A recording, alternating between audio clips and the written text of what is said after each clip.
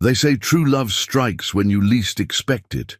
For James Miller, it struck during his lunch break at Miller's Auto Repair, along with a speeding Mercedes that nearly ended both their stories. Without hesitation, he pushed the elegant stranger out of harm's way, taking the hit himself. Bruised but alive, he simply dusted off his coveralls and returned to work, never asking her name. Little did he know she was Catherine Wells, heiress to a billion-dollar empire, who had spent her entire life being seen only for her wealth. Until today, when a grease-stained mechanic saw just her life worth saving at any cost, could the simple act of saving a stranger's life lead to the greatest love story never written. Before we jump back in, tell us where you're tuning in from. And if this story touches you, make sure you're subscribed, because tomorrow I've saved something extra special for you. The morning sun filtered through the grimy windows of Miller's Auto Repair, casting long shadows across the concrete floor. James Miller wiped his brow with a red bandana that had seen better days, leaving a fresh streak of oil across his forehead. At 35, his hands told the story of a life spent bringing engines back from the dead. Calloused palms, scarred knuckles, and fingernails that never quite came clean. He glanced at the faded photograph hanging above his workbench, himself at age 10, standing proudly beside his father at the garage's grand opening. Robert Miller's smile beamed through his salt and pepper beard, one arm around his son's shoulders, the other holding up the keys to their dream. 25 years later, that dream was held together by determination and duct tape. "Morning, Mr. Miller," called Sandy Thompson, shuffling into the garage. The retired schoolteacher had been bringing her '85 Volvo in for maintenance since James was in high school. "How's your father doing?" James smiled, though his eyes carried a weight beyond his years. "He's fighting, Mrs. Thompson. You know, Dad. Too stubborn to let a little thing like cancer slow him down." He patted the Volvo's hood affectionately. "How's Eleanor treating you?" "Oh, she's purring like a kitten, thanks to you, though she's making that funny noise again when I turn left." James nodded, already reaching for his tools. "Let's take a look. Coffee's fresh if you want some." "Just made it." The morning unfolded like countless others before it. James moved between vehicles with the grace of a dancer who knew every step by heart. A timing belt here, a transmission flush there, pausing occasionally to explain repairs to customers in terms they could understand. He never rushed. Never cut corners, even though the stack of bills in his office drawer suggested maybe he should. During a brief lunch break, he unwrapped the sandwich he'd made that morning. Turkey on wheat, no mayo, just like his mother used to make. The financial papers spread across his desk told a familiar story. Rising costs, declining margins, and a neighborhood slowly being gentrified out of his price range. 3 repair shops had closed within 10 blocks this year alone. Modern cars, with their computerized systems, needed specialized equipment that cost more than his annual revenue. The bank had made it clear, adapt or die, but adaptation meant debt, and debt meant risk, and risk meant possibly losing everything his father had built. His phone buzzed. A text from the hospice nurse. "Your father's having a good day?" Asked. "About the garage." James typed back a quick reply, promising to visit after work. He'd tell his father about Mrs. Thompson's Volvo, about young Tommy's first oil change on his starter car, about the small victories that made up their lives. He wouldn't mention the bills, the worry, the sleepless nights spent wondering how long they could keep the lights on. The afternoon brought in Marco's food truck, which had been serving the best tamales in the neighborhood for longer than James could remember. Marco's son helped him down from the driver's seat. Arthritis, making the step more challenging each year. "On the house today, James," Marco insisted, pressing a warm package into his hands. "You fixed Maria's car last month when we were short. Family takes care of family." James tried to protest, but Marco's stern look silenced him. In their neighborhood, pride came second to community. It was an unspoken agreement. They all looked out for each other, because who else would? As the day wound down, James stood in the doorway of his office, surveying his kingdom of concrete and steel. The tools on the wall gleamed in the setting. Son, each one a reminder of countless problems solved, machines restored, lives made a little easier. His father's voice echoed in his memory. A mechanic doesn't just fix cars, son. He fixes trust. Every vehicle that leaves this garage carries our name, our honor. The honor was intact, but the future remained uncertain. Tomorrow would bring new challenges, new repairs, new decisions. But for now, James Miller did what he'd always done. He cleaned his tools, swept the floor, and prepared for another day of honest work in a world that seemed to value honesty less and less. He locked up, patting the garage door twice, a habit inherited from his father. The street was quiet now, most shops closed, the evening settling in like an old friend. James didn't know it yet, but tomorrow would change everything. For now, he was simply a mechanic walking home, carrying the weight of his father's legacy in every step. Catherine Wells stood at the floor-to-ceiling window of her penthouse office, watching the city sprawl beneath her like a glittering chessboard. At 32, she was the youngest senior executive vice president in Wells Industries history, a title that meant everything to the world and nothing to her heart. Her reflection stared back. Impeccable silk blouse, tailored charcoal suit, pearls that had once belonged to her grandmother. The perfect corporate princess, groomed since birth to inherit an empire. She absently touched the golden business card. In her pocket, a Wells Industries tradition reserved for the highest echelon of power. The raised lettering felt cold against her fingertips. "Miss Wells," her assistant's voice crackled through the intercom. "The board is waiting in conference room A." Catherine squared her shoulders, a gesture practiced since childhood. "Tell them I'll be there in 5 minutes, Claire." The boardroom fell silent as she entered, 12 pairs of eyes following her movement. These men had known her since she was a little girl running through these halls in patent leather shoes.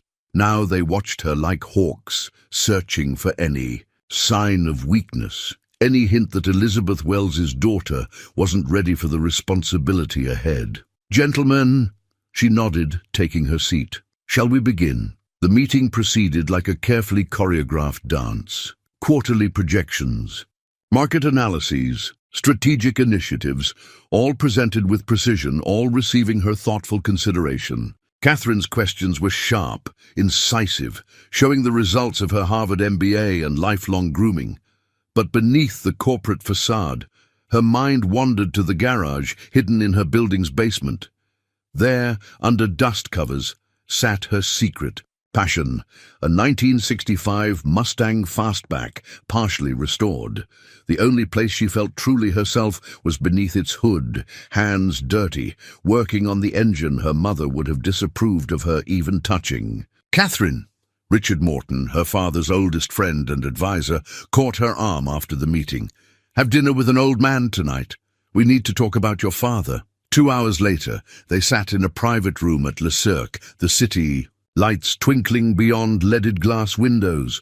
Richard swirled his wine, choosing his words carefully. "The doctors say 3 months, maybe 4. William wants to announce the succession plan next week." Catherine's hand tightened around her water glass. "So soon? The market needs stability, Catherine. Your father's illness, rumors are already circulating. The vultures are circling." She thought of her father, once larger than life, now confined to a hospital bed. William Wells had built an empire from nothing, turned a small manufacturing company into a global conglomerate. He'd given her everything, except the freedom to choose her own path. "There's also the matter of Charles Princeton," Richard continued. "The merger would secure Wells Industries' future, and Charles has made his interest in you quite clear." Catherine suppressed a shudder. Charles Princeton, CEO of Princeton Global, had indeed made his intentions clear. At every charity gala, every corporate function, every carefully orchestrated accidental meeting, he saw her the way everyone did, as an acquisition, a merger of dynasties. "I won't be leveraged into a marriage, Richard, not even for Wells Industries." The drive home was a blur of neon and shadows. Her chauffeur, Marcus, knew better than to attempt conversation. In the privacy of her car, Catherine allowed herself a moment of vulnerability, pressing her forehead against the cool window. Tomorrow would bring more meetings, more expectations, more pressure to be the perfect heiress. The weight of the Wells name pressed down on her shoulders like a golden crown lined with thorns. In her garage sanctuary, Catherine changed into old jeans and a worn MIT t-shirt, her real clothes. The Mustang waited patiently, a project started in secret after her mother's passing. Elizabeth Wells would have been horrified to see her daughter now, sliding under a classic car, finding peace in the precise mathematics of engine timing and the honest smell of motor oil. Here, alone with her tools and her thoughts, Catherine Wells wasn't an heiress or a corporate princess. She was just a woman who loved the simple poetry of a well-tuned engine, who dreamed of a life where she could be seen for who she was, not what she was worth. She didn't know it yet, but tomorrow would bring that dream crashing into reality in the most unexpected way. For now, she was simply a woman in her sanctuary, finding solace in the one place where her heart could beat in time with a V8 engine, free from the golden cage of expectations. Time has a peculiar way of stretching in moments of crisis. For James Miller, his lunch break began like any other, a turkey sandwich in one hand, work orders in the other, sitting on the garage's front step in the weak spring sunshine. He'd just taken his first bite when he heard the sound that would change everything, the distinctive whine of an engine being pushed far beyond its limits. The Mercedes came screaming around the corner, its driver slumped over the wheel. Later, police would discover he'd suffered a stroke, his foot wedged against the accelerator. But in that moment, all James saw was the vehicle's trajectory and the woman in its path. She stood at the crosswalk, checking her phone, elegant in a cream-colored business suit. The sun caught her dark hair, highlighting auburn undertones. In the split second before action, James noticed the smallest details: her sensible heels, the coffee cup in her left hand, the slight furrow of concentration between her brows. The sandwich hit the ground. James was moving before his brain fully processed the danger. Years of mechanical knowledge, calculating trajectories and speeds without conscious thought. The Mercedes engine screamed. The woman looked up, time crystallized into perfect clarity. "Hey!" His shout carried more urgency than volume. She turned, confused, coffee cup still raised halfway to her lips. Too slow, far too slow. James hit her at an angle, his body turning to absorb the impact as they fell. His right arm cradled her head, his left took the brunt of the landing. They hit the pavement hard, rolling once, twice, as the Mercedes roared past close enough to flutter their clothes with its passage. The screech of brakes, the crunch of metal on metal, the gasps of onlookers, all of it registered dimly in James's awareness. His focus remained on the woman beneath him, his body still instinctively shielding her from harm. "Are you okay?" he asked, carefully pushing himself up. His left arm screamed in protest, and he could feel blood trickling from where the pavement had scraped his forearm. Catherine Wells stared up at him, her brown eyes wide with shock. Her perfect suit was smudged with grease from his coveralls, her carefully styled hair splayed across the concrete. For perhaps the first time in her adult life, she found herself completely speechless. Yes, I think so," she managed finally. James nodded, satisfied, and rolled to his feet with a grunt of pain. He offered her his good arm, helping her up with careful strength. The Mercedes had come to rest against a telephone pole 50 feet away. Already people were running to help its driver. Sirens wailed in the distance, growing closer. "You're hurt," Catherine said, noticing the blood on his arm, the way he held his shoulder. James glanced at his injuries, as if noticing them for the first time. "Nothing serious." "Excuse me, I should check on the driver." He turned away, leaving Catherine standing there, still processing what had happened. She watched as he quickly assessed the Mercedes driver, speaking calmly to the gathered crowd, directing traffic away from the scene with natural authority. The ambulance arrived, then the police. James gave his statement efficiently, downplaying his role, emphasizing his concern for both the driver and the lady in the crosswalk. But when the paramedics tried to examine his arm, he politely declined. "Just scrapes," he insisted. "I need to get back to work. Got a transmission waiting." Catherine stood to the side, giving her own statement to the police, watching as James Miller limped back to his garage. He didn't ask her name, didn't seek recognition or thanks, simply nodded once in her direction and disappeared into the building marked Miller's Auto Repair. The security camera footage would later show exactly how close it had been. Half a second slower, and the Mercedes would have hit Catherine directly. James's split-second decision, his perfect timing, had saved her life. But he treated it as casually as changing a tire or checking oil levels. As her driver helped her into the back of her town car, Catherine found herself touching the grease stains on her ruined jacket. For the first time in years, someone had seen her, really seen her, not as Catherine Wells, heiress to billions, but simply as a human being worth saving. She looked back at the garage as her car pulled away. Through the open bay doors, she could see James already back at work, his injured arm held carefully against his side as he leaned over an engine. Something stirred in her chest, an unfamiliar feeling that had nothing to do with near-death experiences and everything to do with the simple nobility of a man who'd risk his life for a stranger, then go right back to work as if it were nothing. Extraordinary. Catherine Wells had met countless men who wanted to sweep her off her feet, but until today she'd never met one who'd knock her down to save her life and expect nothing in return. Night had fallen by the time James finally closed up the garage. His left arm throbbed, and the adrenaline crash left him feeling every one of his 35 years. The hospital discharge papers lay crumpled in his pocket. He'd finally given in to Mrs. Thompson's motherly insistence that he get checked out, but only after finishing the day's work. "Minor contusions and abrasions," the doctor had said. "Shoulder strain. You should take a few days off." James had nodded politely, knowing he'd be back at work tomorrow.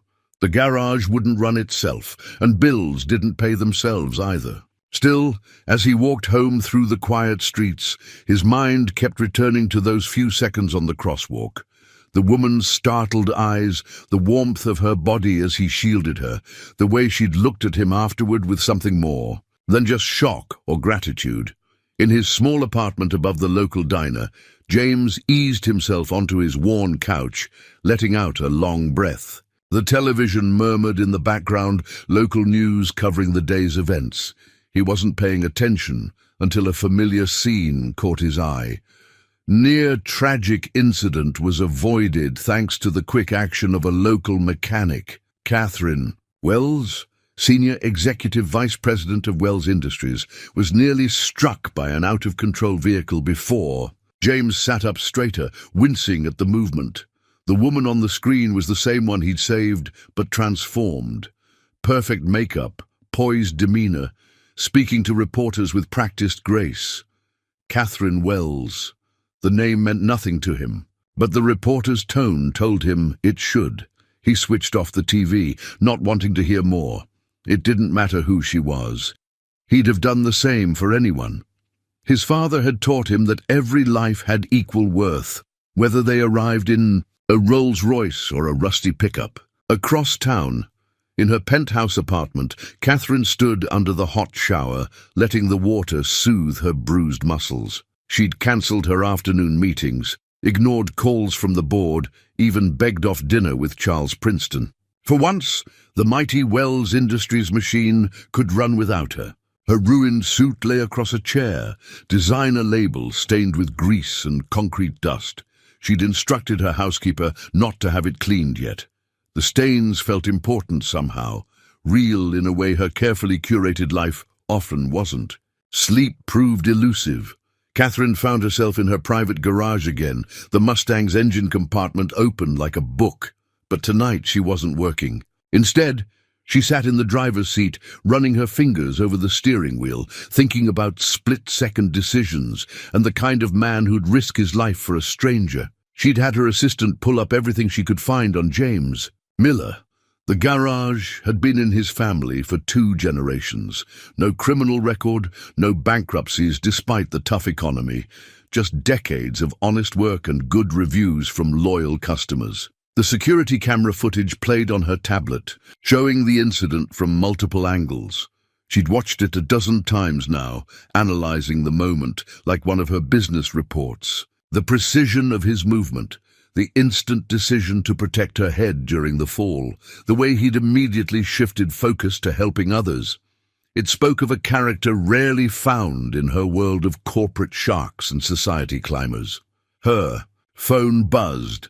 Another message from Charles Princeton, expressing concern, offering to send his private physician. Catherine left it unanswered.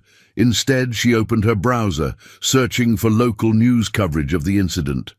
Most focused on her, the Wells heiress's brush with death, but one small community paper had interviewed James's elderly neighbor. "That's just who James is," the woman had said. "Always putting others first, just like his father. This neighborhood wouldn't be the same without them." The sun was rising when Catherine finally made her decision. She'd been raised to approach every situation with careful strategy, to consider all angles, to never act on impulse. But today had shown her how quickly life could change, how all her careful plans meant nothing against the random chaos of fate. Her fingers traced the smooth metal of her grandmother's ring, a simple band compared to the massive rocks her society friends wore, but the only piece of jewelry that had ever felt real to her. For generations, Wells women had passed it down, saved it for moments of absolute certainty. Catherine Wells had spent her entire life being the person everyone expected her to be. Perhaps it was time to be the person she glimpsed in a mechanic's eyes, someone worth saving, not for her name or her wealth, but simply for being human. She picked up her phone and called her driver. Tomorrow would change everything, but for tonight, she allowed herself to feel the simple gratitude of being alive, of being seen, of standing on the precipice of something entirely new and unexpected. The morning light was different at street level.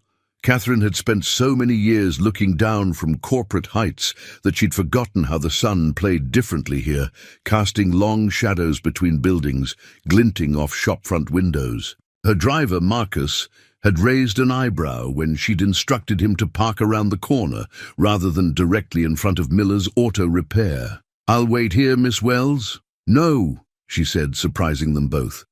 "Take the morning off, Marcus. I'll call when I need you." She stood on the sidewalk, watching him drive away. Her hand touched the small velvet box in her coat pocket, her grandmother's ring nestled inside. Anyone else would have called her crazy. One day, one incident, one act of heroism. It wasn't logical, wasn't sensible, wasn't the careful calculation expected of a Wells. But Catherine had spent her entire life being sensible. Perhaps it was time for something real. The garage's bay doors were open, morning sunlight streaming in.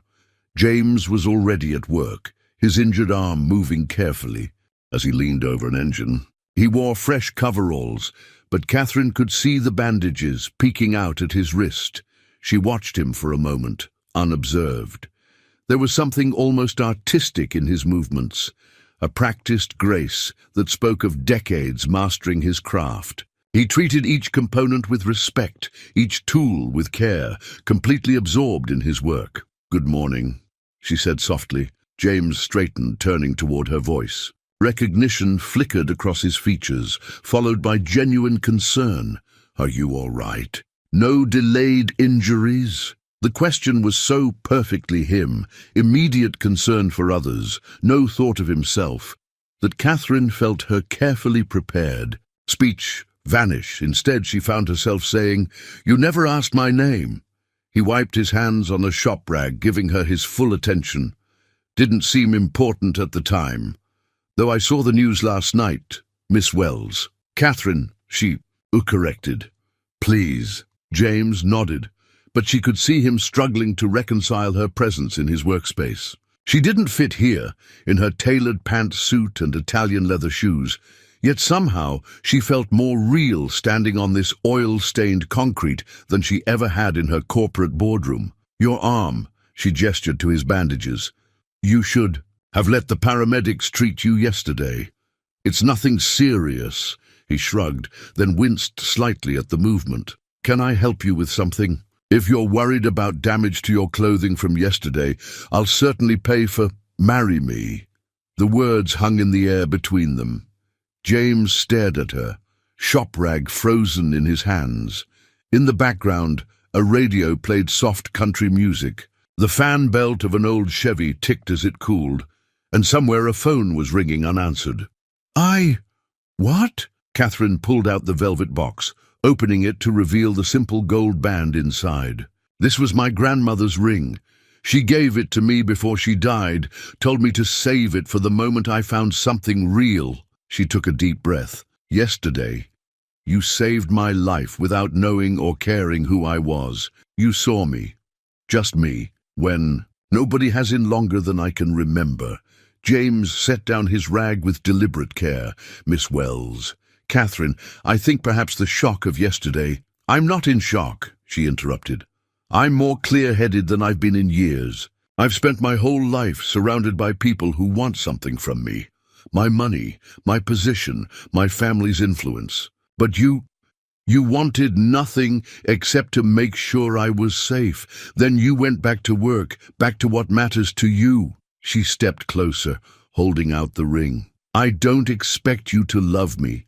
I don't even expect you to like me, but I'm offering you a chance at something real, a partnership. Your garage needs modernization, needs capital to compete in today's market. I need someone who sees me as a person, not a prize. We could help each other." James looked at the ring, then at her face. His expression was unreadable. "That's not how marriage is supposed to work."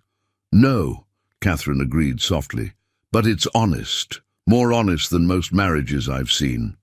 She smiled slightly.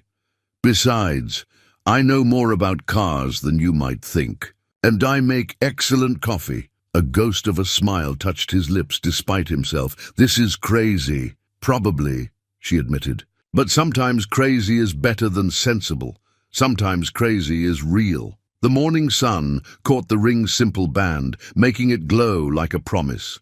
Around them, the garage waited, tools on the wall, cars in various states of repair.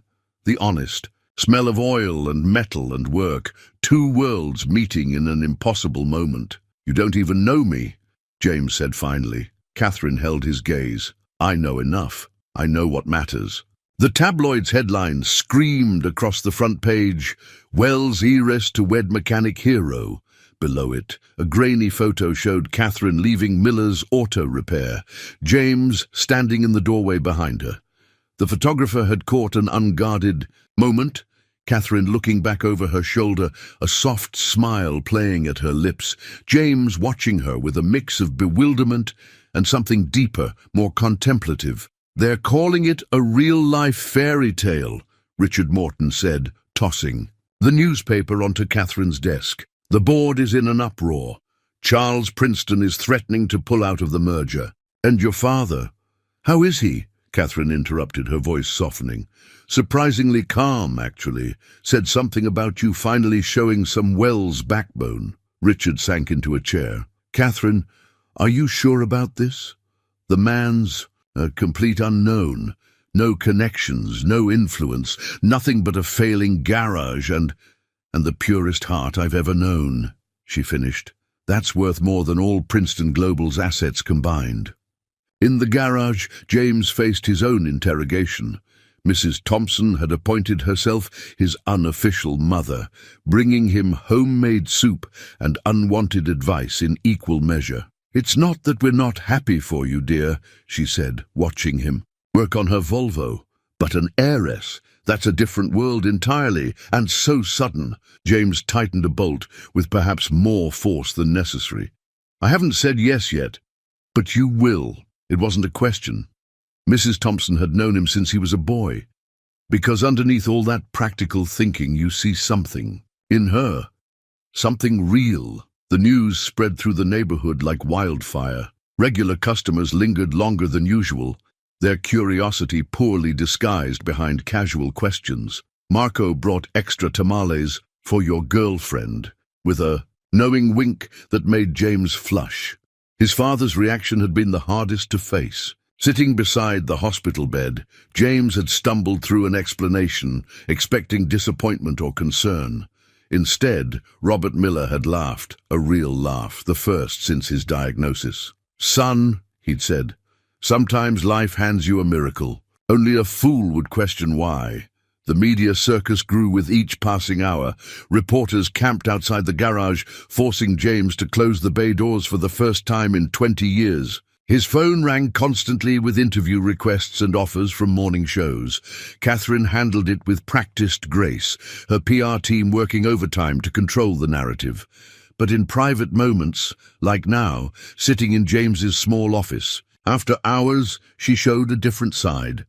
"I'm sorry about all this," she said, perched on his desk, watching him sort through the day's invoices. She'd changed into jeans and a simple blouse, looking more comfortable than she ever did in designer suits. "Not your fault," James replied, though they both knew it was. "It'll die down eventually. You still haven't given me an answer." He set down his paperwork, meeting her eyes. "Because you haven't told me the real reason." Catherine stilled. "What do you mean? The garage, the partnership, the practical arrangements? That's all surface. There's something else, something you're not saying." The evening light filtered through the dusty window, casting long shadows across the office. In the distance, they could hear the persistent clicks of photographers' cameras. "All my life," Catherine said finally, "I've been surrounded by people who knew exactly what to say, exactly how to act. Every smile calculated, every gesture measured. But you—" She touched the grease stain on her jeans, a smile playing at her lips. "You're the first real thing I've found in years." James stood, moving to lean against the desk beside her. Their shoulders nearly touched, and Catherine felt that same flutter in her chest she'd experienced yesterday on the crosswalk. "My father always said a mechanic doesn't just fix cars," he said quietly. "He fixes trust. But trust needs time to build." "Then let's take time," Catherine replied. "Get to know each other, see if this crazy idea might actually work." She turned to face him. "Just don't say no." "Not yet." James looked at her, really looked at her, seeing past the wealth and the headlines to the woman who'd walked into his garage with an impossible proposal and hope in her eyes. "Okay," he said simply. Outside, the media frenzy continued. Headlines were being written, stories spun, speculation running wild. But in the quiet of the office, surrounded by invoices and tool catalogues and the lingering smell of motor oil, two people from different worlds began the delicate work of building something real. The anonymous letter arrived on expensive paper, delivered to Miller's Auto Repair by courier. James found it when he opened the garage, the cream-colored envelope stark against the morning's bills and advertisements. Inside, the message was, brief but clear: "Consider carefully what you're risking. Not all accidents are accidental. Walk away now." He was still staring at it when Catherine arrived, carrying 2 cups of coffee from the local diner. She'd taken to stopping by in the mornings, learning the rhythm of his world. Today, she wore slacks and a simple blouse, her corporate armor set aside. "What's wrong?" she asked, seeing his expression. James handed her the letter wordlessly. She read it, her face hardening into the mask he was learning to recognize. Catherine Wells, corporate warrior, emerging from behind Catherine, the woman who liked to watch him work on engines. "Princeton," she said flatly. "This has his fingerprints all over it." "You seem unsurprised." "Disappointed, not surprised." She set down the coffee cups with careful precision. "The merger with Princeton Global would have been worth billions. Charles isn't used to losing, especially not to a—" She caught herself. "A mechanic?" James finished, his voice quiet. "That's not what it's what everyone else is thinking." He picked up a wrench, testing its weight in his hand. "Maybe they're right. Maybe this is too much of a gap to bridge." Catherine moved closer, taking the wrench from him and setting it down. "Do you know what I see when I look at you, James Miller? I see a man who built his life on honesty and hard work, who carries his father's legacy with pride, who saves lives without thinking twice." She touched his cheek, turning his face to hers. "The gap isn't between us. It's between what's real and what's pretend. And I'm tired of pretending." A throat cleared from the doorway. They turned to find Richard Morton standing there, looking uncomfortable.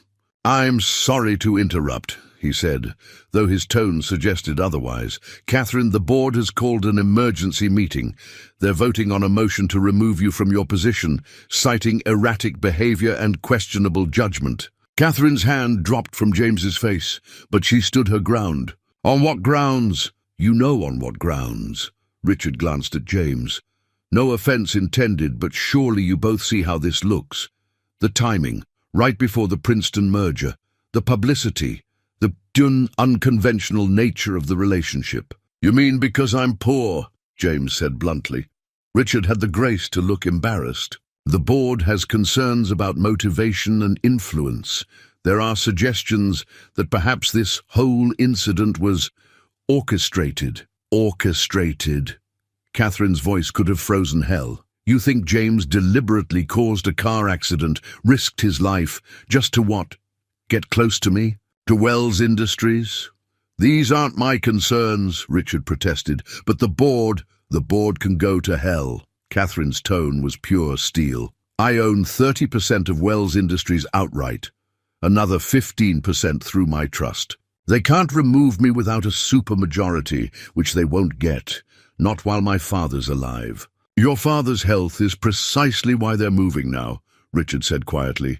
"They think you're vulnerable, emotionally compromised." James watched the exchange silently, seeing the weight settle on Catherine's shoulders. This was his fault. His presence in her life causing these complications, these threats. "I should step back," he said finally. "Give you space to handle this without—" "Don't you dare!" Catherine's voice cracked like a whip. "That's exactly what they want. To isolate me, control me, push me back into their neat little box." She turned to Richard. "Schedule the board meeting. I'll be there. And Richard, tell Charles Princeton that if he wants a war, he's got one." After Richard left, silence filled the garage. Catherine stood rigid, hands clenched at her sides. James could almost see her building walls around herself, preparing for battle. "Hey," he said softly, reaching for her hand. "Come here." He led her to the Chevy he'd been working on, opened the hood. "See this engine? It's a small block V8, probably older than both of us. But it works because every part knows its purpose, works in harmony. When something's not right, you don't just give up. You diagnose, you repair, you make it stronger." Catherine looked at him, really looked at him, and felt something in her chest unlock. This was why she'd given him her grandmother's ring. Not for love, not yet, but for moments like this, when simple wisdom cut through corporate complications. "They're going to fight dirty," she warned. James smiled slightly, reaching for a wrench. "Good thing I know how to get my hands dirty." 2. The morning sun streamed through the garage windows, glinting off chrome and steel. Outside, their worlds were colliding. Threats were mounting, battles were brewing. But here, in this moment, they were just a mechanic and a woman, standing over an engine, building something real, one piece at a time. The annual Wells Foundation Charity Gala transformed the Metropolitan Museum's Grand Hall into a glittering wonderland of crystal and champagne. James stood at the top of the marble staircase, adjusting his bow tie for the 100th time. The tuxedo Catherine had ordered fit perfectly, but he felt like a child playing dress-up. "Stop fidgeting," Catherine whispered, her hand finding his arm. "You look handsome." She was radiant in midnight blue silk, her grandmother's ring the only jewelry she wore. James had noticed she'd been wearing fewer diamonds lately, choosing simpler pieces that wouldn't snag on engine parts during her increasingly frequent visits to the garage. "They're all staring," he murmured as they descended the stairs. "Let them." Her chin lifted slightly. They've been staring at me my whole life. At least now they have a reason. The whispers followed them across the floor. James caught fragments. Saved her life. Quite handsome for a mechanic. Surely some mistake. He kept his spine straight, remembering his father's words during their last hospital visit. Stand tall, son. A working man's dignity is worth more than their gold. Richard Morton intercepted them before they reached their table. Catherine, the board members are expecting you to make the rounds. Perhaps Mr. Miller would be more comfortable at the bar. Mr. Miller, Catherine said coolly, will be joining me. As my fiancé, he should meet everyone, don't you think? The next hour was a blur of introductions. James shook hands with senators, CEOs, old money families whose names he'd only seen in newspapers. He answered their carefully probing questions with simple honesty, refusing to be baited into revealing either resentment or social climbing ambitions. And what are your plans for the garage? A board member's wife asked, her smile not reaching her eyes. Surely you'll sell it now? No, ma'am, James replied. It's not just a business, it's a responsibility to the community. My father taught me that. He saw Catherine hide a smile behind her champagne glass. She'd been watching him navigate these waters, ready to intervene, but letting him find his own way. It was one of the things he was growing to admire about her, the way she could be both protector and partner, knowing when to step in and when to step back. The evening's crisis arrived with Charles Princeton. He approached their table during dinner, considerably deeper into his drinks than proper society allowed. Catherine, he said, barely acknowledging James, you're making a terrible mistake. The board meeting tomorrow is none of your concern. Catherine cut him off. Everything about Wells Industries is my concern. Or it would have been if you hadn't thrown away our future for some working-class hero fantasy. James started to rise, but Catherine's hand on his arm stopped him. Charles, she said, her voice carrying just far enough to draw attention from nearby tables. You're embarrassing yourself. More importantly, you're boring me.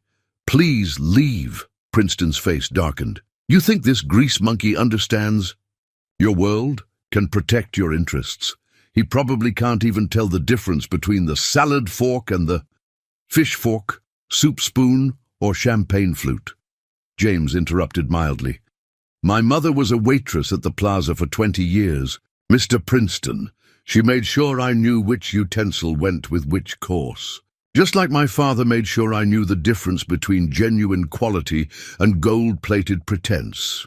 A ripple of surprised laughter ran through the nearby tables. Princeton stood speechless, his carefully cultivated superiority crumbling in. The face of James's calm dignity. I believe the lady asked you to leave, James added, rising slowly to his full height. He didn't need to make it sound like a threat. His presence was enough. After Princeton stormed off, Catherine leaned close to James's ear. That was perfectly handled. I had a good teacher, he smiled. You've been handling people like him your whole life. Speaking of handling things, she nodded toward the stage, where Richard was gesturing for her to join him. Time for my speech. James watched as Catherine took the podium, commanding the room's attention with practiced ease. But tonight there was something different in her bearing, a genuine warmth replacing practiced charm, real passion behind her words about community and responsibility. The Wells Foundation was built on the belief that true worth lies not in what we possess, but in what we give back, she said, her eyes finding James in the crowd. Sometimes it takes an unexpected moment, an unplanned encounter, to remind us of what really matters. Sitting alone at their table, James felt the weight of hundreds of calculating gazes, but for the first time, he didn't feel like an outsider. Looking in, he was exactly where he needed to be, supporting the woman who'd crashed into his life with an impossible proposal and somehow made it feel like the most natural thing in the world. Catherine stood in front of the garage's bathroom mirror, adjusting her new coveralls. The name patch read Cat, James's suggestion after she'd mentioned how tired she was of being Catherine all the time. The heavy cotton felt more comfortable than any designer suit she'd ever worn. "You sure about this?" James asked from the doorway. "Board meeting's in 2 hours." She pulled her hair back into a practical ponytail. "The board can wait. Mrs. Thompson's brake lines are more important." It had started gradually. Catherine spending more time at the garage, watching James work, asking questions about engines and repairs. At first, the regular customers had been wary, expecting some corporate takeover, but Catherine's genuine interest and willingness to learn had won them over. "Remember," James said, leading her to Mrs. Thompson's Volvo, "brake lines are like arteries," Catherine finished. "They need to be checked for wear, properly fitted, and bled to remove air bubbles." She grinned at his surprised look. "I do pay attention when you talk, you know." Working together, they fell into an easy rhythm. Catherine's hands were naturally skilled. Years of working on her secret Mustang had taught her more than she'd realized. James guided her through the more complex parts, his teaching style as patient as his repair work. "You've got motor oil on your cheek," he noted, reaching out to wipe it away. His hand lingered for a moment, and Catherine felt that now familiar flutter in her chest. "Good," she said softly. "It means I'm doing something real." The morning passed quickly. Regular customers drifted in and out, no longer batting an eye at the sight of a Wells heiress in coveralls working alongside James. Marco brought his usual tamales, insisting Catherine take extras. "Too skinny from all those fancy salads," he declared. During a quiet moment, Catherine found herself studying James as he worked on an engine diagnostic. There was something mesmerizing about his focus, the sure confidence of his movements. He treated every car, every customer, with the same respect, whether it was a rusty pickup or a luxury sedan. "Penny for your thoughts?" he asked, not looking up from his work. "I was just thinking about the first day we met," she said. "How you saw me, really saw me, when I was just another pedestrian in your path." "You were never just anything," James replied, setting down his tools. "Even before I knew your name, there was something about you, a kind of sadness behind the perfect facade. Made me want to know the real story. And now that you know it," he turned to face her, his eyes serious. "Now I know there are two Catherines, the one they created and the one you really are. I'm pretty fond of the real one." Catherine's breath caught. They'd been dancing around this growing feeling between them, both afraid to push too fast, too soon. The engagement had started as a practical arrangement, but lately, the garage door rattled open and Richard Morton burst in, looking harried. "Catherine, where have you been? The board's been calling, Princeton's lawyers are circling, and you're here playing mechanic?" "Not playing," Catherine corrected, holding up her grease-stained hands. "Working, learning, living."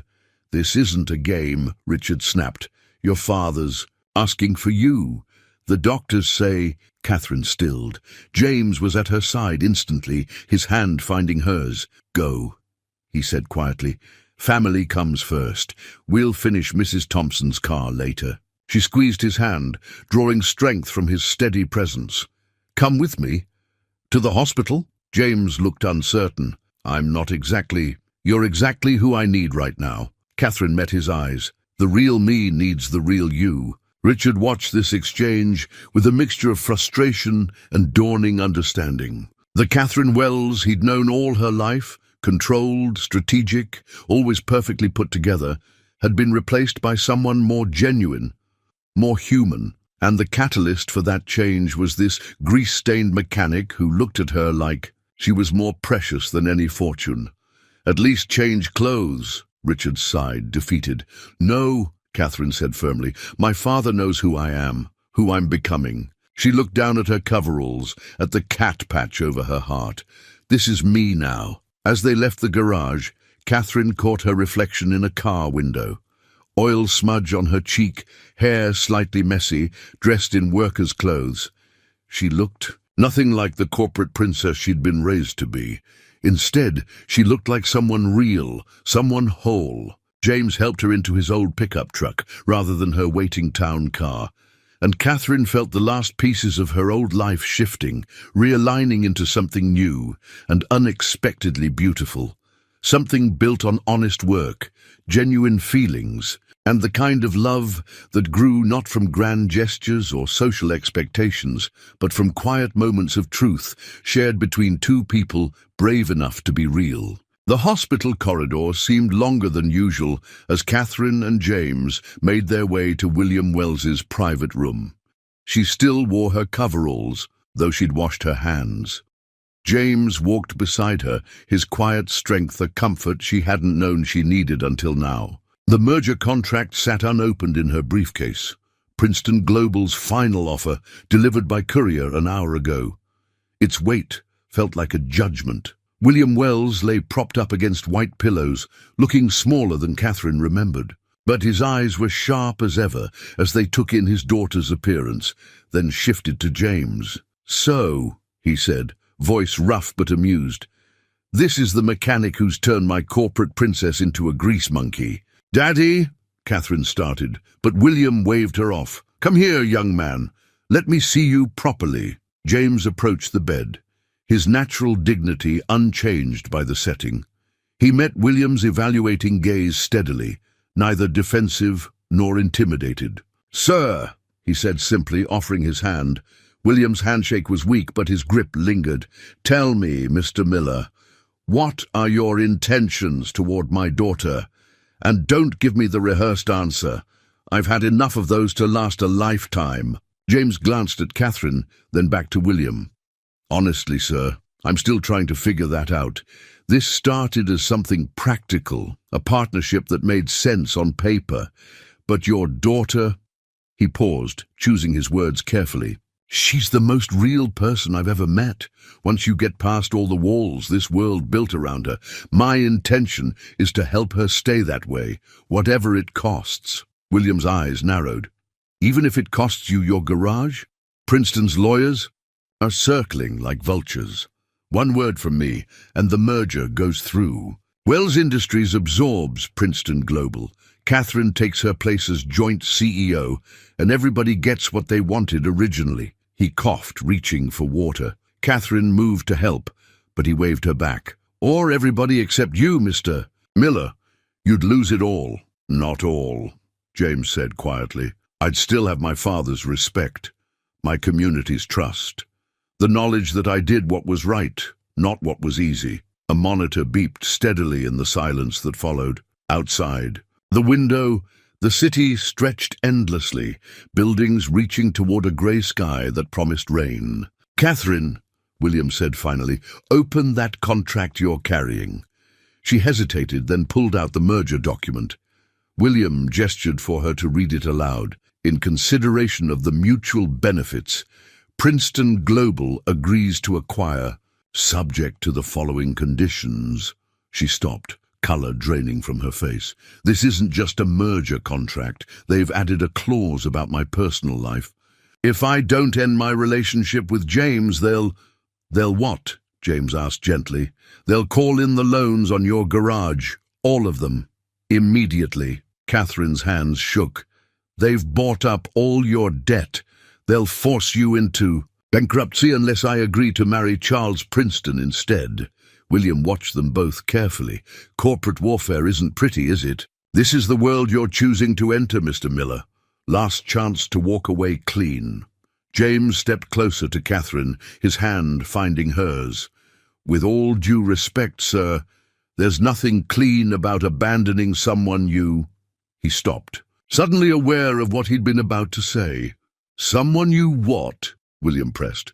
"Someone you love," James finished quietly, eyes on Catherine. "And yes, I know how that sounds. Too fast, too sudden, too much like a fairy tale. But sometimes the most improbable things are the most real." Catherine's grip on his hand tightened, her eyes bright with unshed tears. William Wells struggled to sit up straighter. "Do you know why I built Wells Industries, Catherine? Not for the money, not for the power. I built it because I loved your mother, and I wanted to give her the world. But somewhere along the way, I forgot that the world isn't made of stock options. And merger contracts. It's made of moments like this, when someone looks at you and sees past everything you own to who you really are. He reached for the merger contract, his movements deliberate despite their weakness. With careful precision, he tore it in half. "Daddy, the company will survive," William interrupted. "We still own controlling interest. Princeton can't touch us without this merger." He smiled slightly. "Besides, I've always hated Charles Princeton. Man can't tell a carburetor from a catalytic converter." The tension broke. Catherine laughed through her tears, and even James cracked a smile.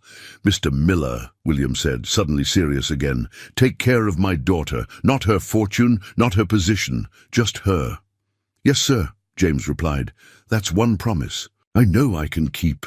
Thunder rumbled outside, the promised rain finally beginning to fall. But in that hospital room, something bright and genuine was blooming, something that no corporate contract could capture or contain. The crisis wasn't over. There would be consequences, battles still to fight. But for now, three people from very different worlds had found common ground in the simple truth that love, real love, was worth more than all the mergers in the world. James stared at his resignation letter, the words blurring before his eyes. Outside the garage, rain fell steadily, matching his mood. The past week had been a storm of its own. Princeton's lawyers making good on their threats, loan officers calling, suppliers suddenly cancelling long-standing credit arrangements. He'd tried to shield Catherine from it, but she was too smart for that. She'd offered to pay off his loans, save the garage with a fraction of her fortune.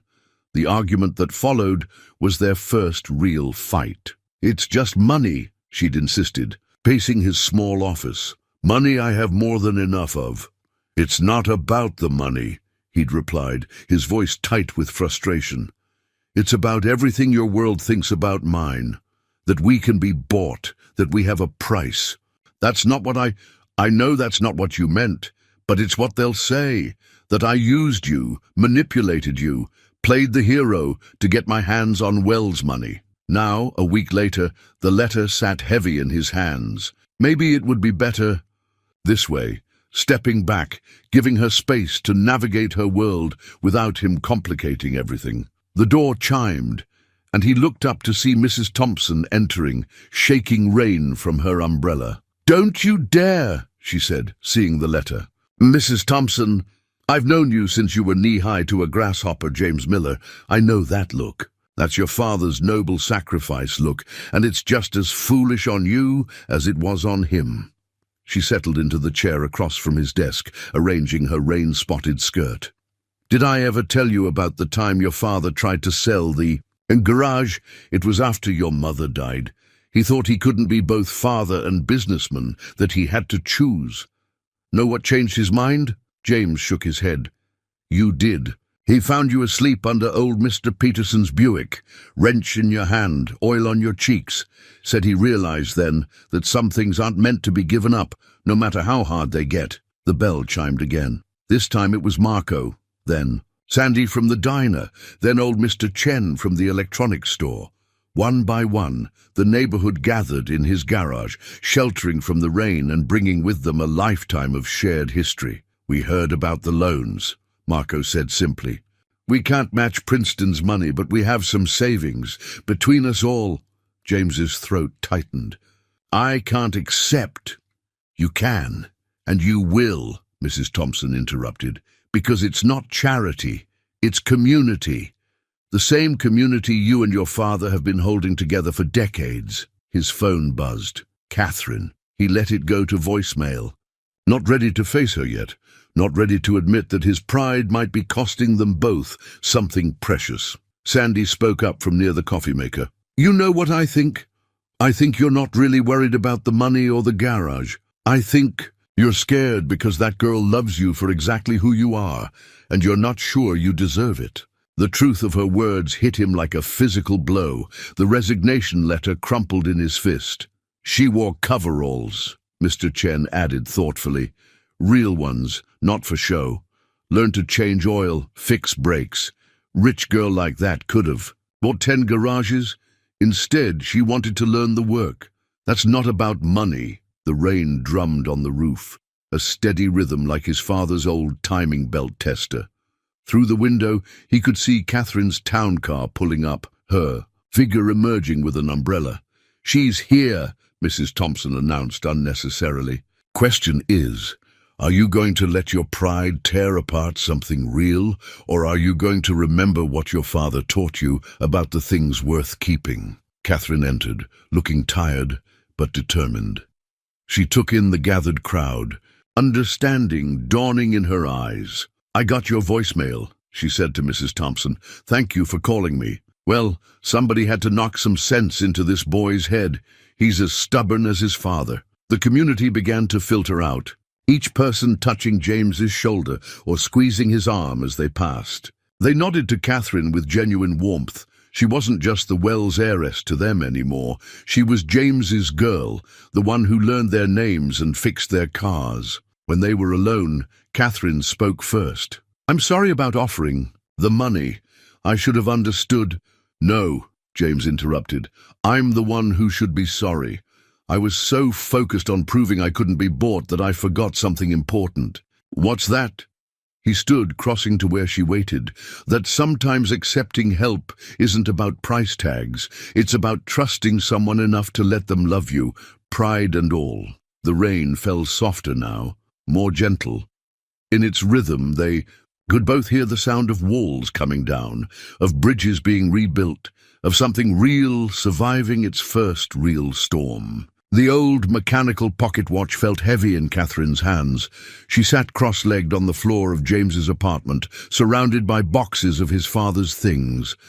Robert Miller had passed peacefully in his sleep the night before, and they'd spent the morning bringing home the pieces of his life from the hospital. "Dad gave me that watch when I turned 18, James said, settling beside her. "It was his father's before him. Never kept perfect time, but he said that was the point. Some things aren't meant to be perfect, just genuine."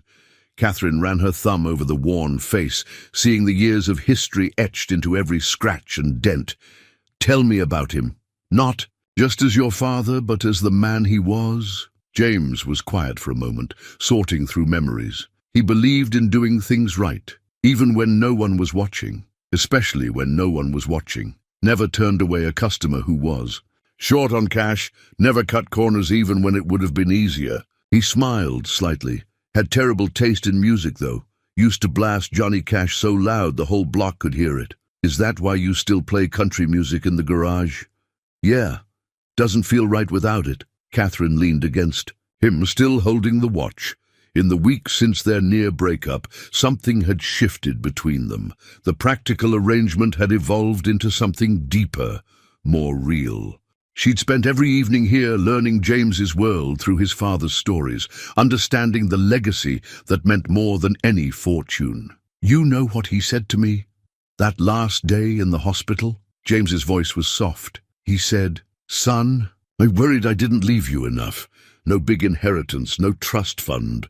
But then I saw how you look at her and how she looks at you, and I realized I left you the most important thing. I taught you how to recognize what's real." Catherine felt tears prick her eyes. He was wrong about one thing, though. He left you a huge inheritance. Every person who comes to the garage with a story about how he helped them, every lesson about doing things right, every principle he lived by, that's worth more than any trust fund. James took the watch from her hands, its gentle ticking a counterpoint to the city sounds outside. "I've been thinking about what he'd want. Not just for the garage, but for us." "What do you mean?" "He never cared about being rich or powerful. He cared about being useful, about making a difference in people's lives." James turned to face her. "What if we could do both? Combine your world and mine in a way that matters?" Catherine sat up straighter, recognizing the tone he used when solving a particularly complex mechanical problem. "I'm listening. Wells Industries has resources, connections. The garage has community trust, practical knowledge. What if instead of just fixing cars, we fixed the system? Training programs for at-risk youth, apprenticeships, fair loans for small businesses, a foundation." Catherine breathed. Not just charity, but real change.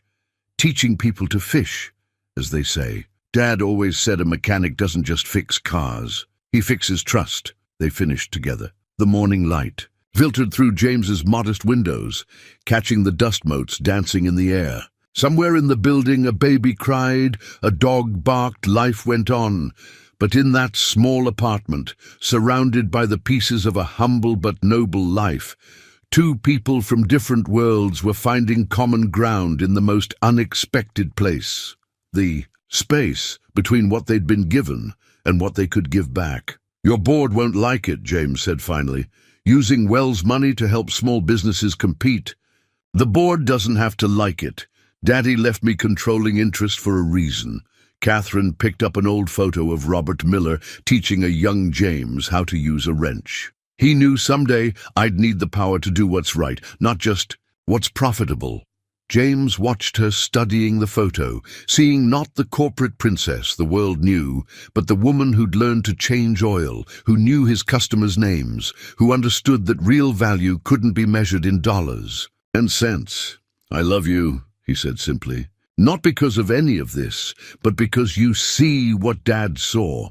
That life isn't about what you have, it's about what you do with it." Catherine set down the photo and took his hand, their fingers intertwining like the two worlds they were slowly learning to bridge. "I love you too, not despite our differences, but because of them. Because you taught me that real doesn't mean perfect, it just means true." The old pocket watch ticked steadily beside them, marking time not in perfect precision, but in honest moments. Like them, it didn't need to be flawless to be valuable. It just needed to keep going, one genuine beat at a time. The combined business plan sat between them on James's workbench, its fresh pages contrasting with the well-worn tools surrounding it. Catherine had spent weeks working on it, combining Wells Industries' corporate expertise with the practical wisdom she'd learned in the garage. "The Miller-Wells Foundation for Automotive Education and Community Development," James read aloud, testing the weight of the words. "That's quite a mouthful." "We could call it the Mechanics' Trust for short," Catherine suggested, watching his reaction. "Your father would have liked that." The plan was ambitious, but grounded in reality. The foundation would start with Miller's Auto Repair as its flagship location, expanding to create a network of community-based training centers. Each would combine practical education with small business support, giving people not just skills, but the tools to build their own futures. "Look at these numbers," James said, flipping through the projections. "Training 20 students per center, multiplied by 10 centers in the first year. That's a lot of lives changed." Catherine pointed to another section. "And here's where it becomes self-sustaining. The graduates who start their own shops can become mentors themselves, creating a ripple effect. It's not charity, it's investment in human potential." They'd already tested the concept in a small way. Tommy, the teenager who'd been hanging around the garage, had become their unofficial pilot program. Under James's guidance, he'd gone from washing cars to doing basic repairs. Now he was talking about technical college, the board meetings. "Tomorrow," Catherine said quietly, "they'll fight it, you know. They'll say it's too risky, too unconventional." "Since when has that stopped you?" James smiled, reaching for her hand. "Besides, we have something they don't." "What's that?" "Reality. They live in spreadsheets and profit margins. We live in the real world where people need second chances and honest work." The bell chimed as Mrs. Thompson entered, right on schedule for her car's monthly checkup. She took in the scene, the business plan, their joined hands, the hope in their eyes, and smiled knowingly. "Planning something big, are we?" Catherine straightened. "Actually, Mrs. Thompson, we could use your help. How would you feel about being on our community advisory board?" The next hour was spent explaining the foundation's concept to Mrs. Thompson, whose practical suggestions helped refine their vision. By the time she left, they had their first board member and a list of potential community representatives. "See," Catherine said, adding notes to their plan. "This is how we bridge the gap. not by imposing corporate solutions, but by listening to the people who live here. James watched her work, marveling at how naturally she moved between worlds now. The Catherine who commanded boardrooms and the Cat who changed oil were no longer separate personas. They'd merged into someone stronger, more complete. "We should include a scholarship," he said suddenly, "in Dad's name, for students who show the same kind of, what did you call it in the proposal? Technical intuition and community commitment. The Robert Miller Memorial Scholarship." Catherine wrote it in. Perfect. The afternoon sun slanted through the garage windows, painting everything in warm light. Outside, the neighborhood went about its business. Marco's food truck serving lunch crowds, Mr. Chen fixing computers, Sandy waiting tables at the diner, each one a small business owner, each one a potential mentor in their program. "You know what this means?" James said, studying the plan. "If it works, it changes everything, not just here, but everywhere we open a center." "When it works," Catherine corrected. "And yes, that's the point. Real change. One person at a time." She smiled. "Just like a certain mechanic changed me, one day at a time." They were interrupted by a group of suits entering the garage, Catherine's legal team right on schedule. The lawyers looked comically out of place among the tools and engine parts, but Catherine had insisted on holding the meeting here. "This is where it starts," she'd said. "They need to understand that." As Catherine walked them through the proposal, James watched with pride. She handled their questions with the same confidence she showed, explaining engine repairs, translating between corporate speak and practical reality with practiced ease. "The Wells Industries Board of Directors has a fiduciary responsibility," one lawyer began, "to ensure the company's long-term success," Catherine finished. "And what could be more successful than creating a sustainable model for community development while building brand loyalty and skilled workforce pipelines?" James hid a smile. She'd learned to speak both languages fluently, the formal corporate discourse and the straightforward talk of the garage. In doing so, she'd become a bridge herself, connecting two worlds that had always existed in parallel, but never truly met. The future they were building wouldn't be easy. There would be resistance, setbacks, moments of doubt. But looking at Catherine, in her element defending their vision with passion and precision, James knew they'd succeed. Because unlike the corporate mergers and acquisitions that filled the business pages, this wasn't about money or power. This was about something real. The wedding invitation lay on James's workbench, its elegant simplicity capturing the essence of their journey. The cream-colored paper featured two intertwined wrenches forming a heart, with text that read, "Two worlds, one love, Catherine Wells, and James Miller requests the honor of your presence." "It's perfect," Mrs. Thompson declared, examining the invitation. "Just like both of you, elegant but practical." The garage had become wedding planning central, much to the amusement of their regular customers. Catherine's high-end wedding planner worked alongside Marco's wife, who was handling the authentic Mexican catering.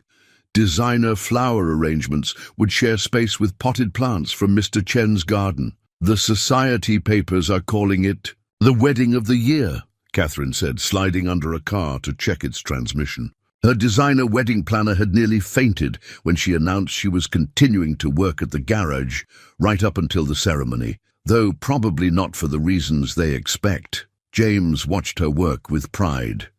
Her diagnosis of engine problems had become as accurate as his own, her hands as sure with a wrench as they were with a fountain pen, signing corporate contracts. "Did you tell them about the venue yet?" he asked. Catherine emerged from under the car, a smudge of oil on her cheek. "Not yet. I'm saving that surprise for the formal announcement." They had decided to hold the ceremony in the garage.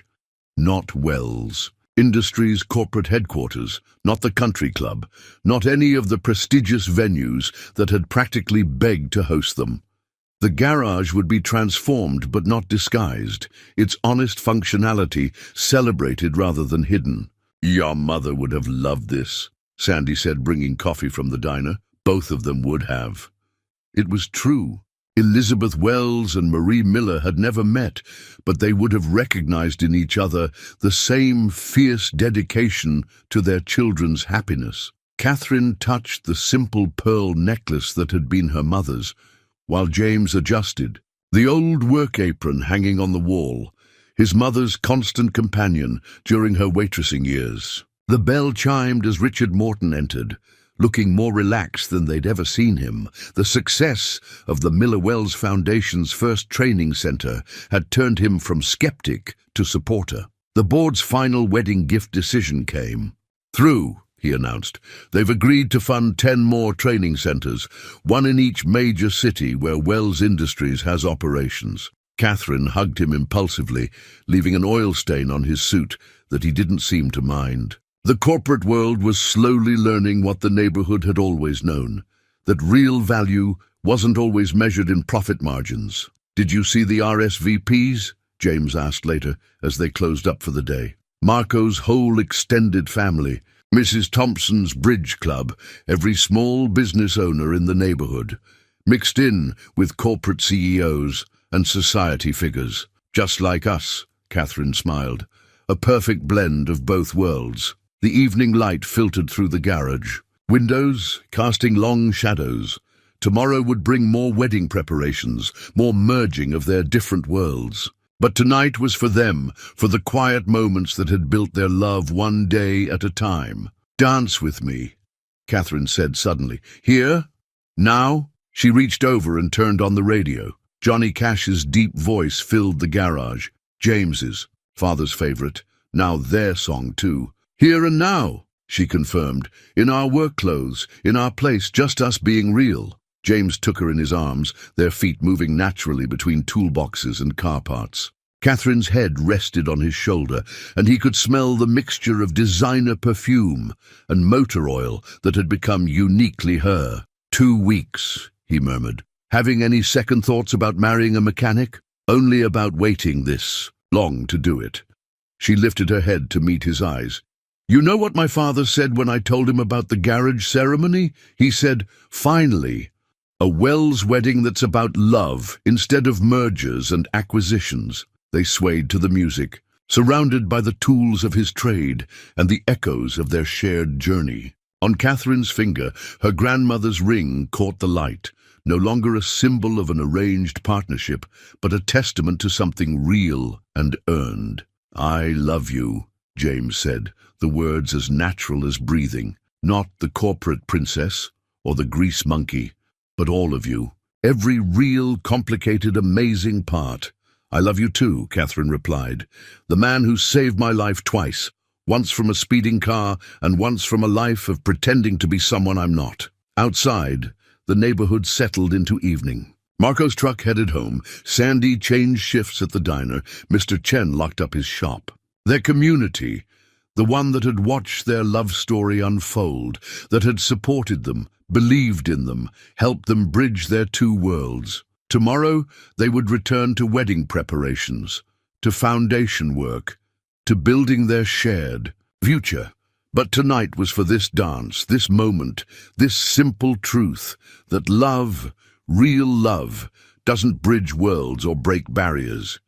It creates something entirely new, something perfectly imperfect, something absolutely real. The morning sun streamed through Miller's Auto Repair's freshly cleaned windows, catching the thousands of tiny lights strung across the ceiling. Tool chests had been transformed into elegant buffet stations, workbenches into cocktail tables, each one topped with centerpieces combining white roses and perfectly polished spark plugs. James stood in his father's old office, now his, adjusting his bow tie. He'd insisted on getting ready here rather than in some luxury hotel suite. This was where he'd first seen Catherine, where their story had begun. His new tuxedo hung perfectly, but his hands still bore the honest calluses of his trade, exactly as Catherine had insisted they should. A knock at the door revealed Mrs. Thompson, dabbing at her eyes already. "Your father would be so proud," she said, straightening his lapel. And wait until you see her. The garage had been transformed but not disguised. Vintage cars lined the walls, their chrome gleaming, each one telling part of their story. Catherine's restored Mustang held the place of honor, the secret project that had first taught her the joy of working with her hands. The guests were a sight to behold. Corporate executives in designer suits mingled with mechanics in their Sunday best.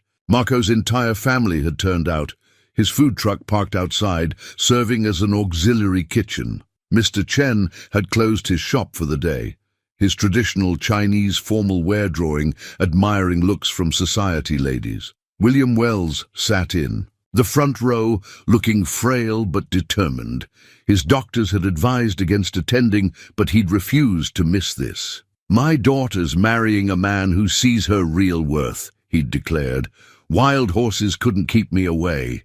The music changed, not the traditional wedding march, but a gentle acoustic version of the Johnny Cash song they danced to that evening in the garage. The guests turned, and James felt his breath catch. Catherine appeared in the garage's main doorway, sunlight haloing her figure. Her dress was elegantly simple, its white silk complemented by a tool belt fashioned of silver and pearls, a wedding gift from the neighborhood craftsman. In her hands, she carried a bouquet of white roses, wrapped with her father's golden business card and James's mother's old waitress apron. As she walked down the aisle, a path lined with perfectly arranged wreaths and flowers, James saw their whole journey in her radiant face. The corporate princess who'd become a grease monkey, the stranger he'd saved, who'd ended up saving him right back, the woman who'd taught him that love wasn't about bridging two worlds, but creating a new one. "Nice coveralls," she whispered as she reached him, nodding at the formal black and white design subtly worked into his tuxedo fabric. "Nice tool belt," he whispered back, his voice rough with emotion. The ceremony itself was a perfect blend of traditional and unique. They exchanged conventional vows, then added their own, written on the back of an old repair invoice. "I promise to always see the real you," James said, "to value honesty over perfection, and to love you in coveralls or evening gowns." "I promise to keep my hands dirty and my heart true," Catherine replied, "to remember that love, like engines, needs both, maintenance and faith, and to always choose what's real over what's expected." The rings they exchanged told their own story. Catherine's grandmother's ring, now paired with a band James had crafted himself in the garage, using metal from his father's old tools. His ring was simple steel, engraved inside with a timing chain. Pattern, a reminder that love, like engines, worked best when everything was in perfect sync. "By the power vested in me," the officiant said, "and with the blessing of two families, two communities, and two worlds made one, I now pronounce you husband and wife." Their kiss was met with cheers, applause, and the sound of Marco's food truck horn, honking in celebration. As they turned to face their guests, James caught sight of their reflection in a nearby car's polished surface, the mechanic and the heiress. The practical and the privileged, two people who had found something real in a world of surfaces and shows. The reception that followed was as unique as their journey. Champagne was served in mason jars, caviar shared table space with Marco's tamales, and the dance floor, cleared in the center of the garage, saw society waltzes mixing with neighborhood line dances. Late in the evening, as the celebration continued around them, James and Catherine slipped away to the quiet of his office. The old pocket watch sat on his desk, still keeping its imperfect time, still marking the honest moments of their life together. "Happy?" he asked, holding her close. Catherine touched the silver tool belt, ran her fingers over her grandmother's ring, and smiled at their reflection in the window. Two people who had found their truth in the most unexpected place. "Real," she corrected, "which is better than happy. Real is forever." Outside, their two worlds celebrated together, barriers broken, differences forgotten, united in celebrating something authentic and true. But in that quiet office, surrounded by the tools of his trade and the echoes of their journey, James and Catherine simply held each other, knowing that they had found something most people only dreamed of, a love as solid as steel, as precious as diamonds, and as real as the oil-stained concrete beneath their feet. 1 year later, the sign above Miller's Auto Repair had a new addition: Miller and Wells Auto Empire, home of the Mechanics Trust. The original lettering remained unchanged, but beneath it gleamed a modern logo combining a wrench and the Wells Industries' corporate symbol. Catherine stood in the doorway of what had once been just a neighborhood garage, watching the morning unfold. In the main bay, James was teaching a class of 20 students, the Foundation's latest training group. They came from all walks of life: former office workers seeking new careers, young people from struggling neighborhoods, veterans looking for civilian skills. "Remember," James was saying, his father's patient teaching style evident in every word, "an engine tells you its story if you know how to listen." Same with people. Sometimes the real problem isn't what they first tell you. The students nodded, taking notes. Among them was Tommy, now a teaching assistant himself, helping guide the newer students. He'd graduated from technical college last month, his tuition covered by the Robert Miller Memorial Scholarship. Mrs. Wells Miller, Claire, Catherine's assistant, appeared with a tablet. "The board meeting starts in 20 minutes. Thank you, Claire, and please, in the garage, it's just Kat." Catherine had kept her office at Wells Industries, but she spent most mornings here working alongside James. Her corporate suits now shared closet space with well-worn coveralls, each outfit appropriate for the different parts of her life that had somehow become one harmonious whole. The Foundation had exceeded even their optimistic projections. 10 training centers had become 20, each one partnering with local businesses and community leaders. The model worked because it was real, built on honest work, practical skills, and genuine community involvement. "How's the new transmission curriculum coming along?" she asked James as he finished his lesson. He wiped his hands on a shop rag, grinning. "Better than expected. Your idea about incorporating computer diagnostics alongside traditional mechanical training was brilliant. Students get the best of both worlds." Just like us, Catherine thought, watching him. James had adapted to their expanded role without losing his essential nature. He still worked on cars himself, still knew every customer by name, still believed in doing things right. But now he also sat on the Foundation's board, helping shape policies that would affect thousands of lives. The garage's bell chimed as William Wells entered, walking with a cane but looking stronger than he had in months. The experimental treatment Catherine had found was working, giving them precious extra time. He came to the garage almost daily now, sitting in a comfortable chair in the corner, watching the legacy they were building. "Papa Wells!" several students called out. They'd adopted him as a grandfather figure, eager for his stories about building something from nothing. "How are my future entrepreneurs today?" he asked, settling into his chair. "Learning to fix more than just engines, I hope?" "Yes, sir," Tommy replied. "James was just teaching us about diagnostic listening." Good, good, William nodded approvingly. "You know, I built Wells Industries on the principle that every problem has a solution if you're willing to look deep enough. But I think you're learning an even more important lesson here, that every person has potential if you're willing to invest in them." Catherine checked her watch. Time for her board meeting. But before she left, she took a moment to absorb the scene. Students gathered around engines, learning not just repairs, but life skills. James, in his element, teaching with the same passion his father had shown. Her own father, finding new purpose in mentoring the next generation. The corporate world had been skeptical of their marriage, their foundation, their whole approach, but the results spoke for themselves. The training centers were producing skilled workers and small business owners who understood both technical expertise and community responsibility. Wells Industries' reputation had actually improved, showing that profit and purpose could coexist. Ready for the board meeting, James asked, coming to stand beside her. Almost. She pulled him close for a quick kiss, not caring about the grease stains on his coveralls.